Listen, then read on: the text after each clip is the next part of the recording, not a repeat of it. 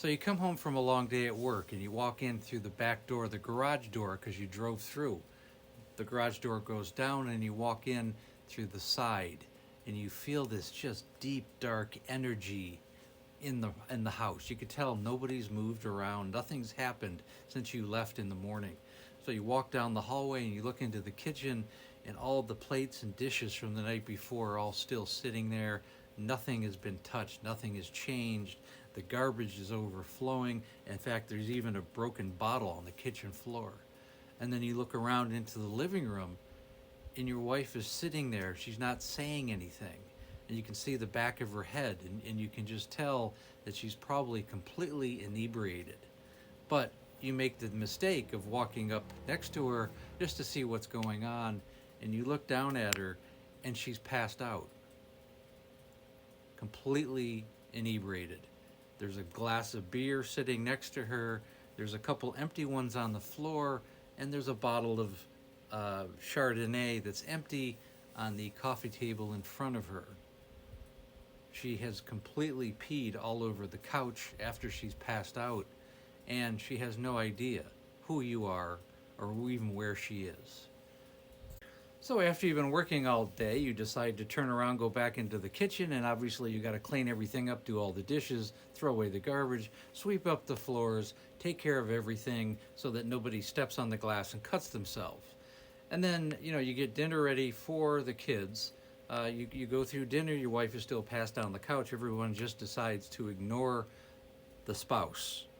A few hours go by, the spouse finally wakes up. Somehow you manage to get them up off the couch, turn around, go up the stairs, and you get them into bed.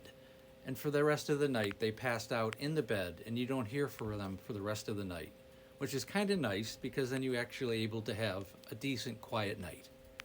The following day, you come home just as nervous about any day coming home because you never know what you're going to find.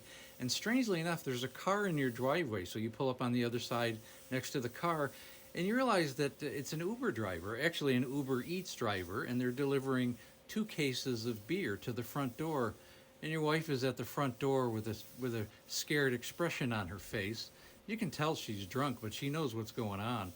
And the Uber driver leaves the 2 cases in the front because she senses that it's probably not a good thing for her to stay. So the Uber driver immediately gets into her car and goes in. And then you walk in the house, and you have to walk over the 2 cases of beer that are sitting on your front porch as your wife hides in the living room. And then you have to deal with, why are 2 cases of beer being delivered to your house after the madness that's been going on for weeks and weeks and weeks? And then you stand in the living room and you're not sure if you should cry or scream or be filled with rage or simply leave. But this has become your life. This has become your day-to-day activities, and you deal with this every day, 7 days a week. Now, if any of this type of thing resonates with you, I would suggest to click on the link tree in my bio and schedule a breakthrough call, as I've helped thousands of alcoholics. Just as importantly, have helped their families. And again, please like and share. And we also have a Facebook group called Amanda, A Cautionary Tale of Alcoholism, which is becoming a very good support group. And we talk about alcoholic issues and so much more. And again, thanks for listening.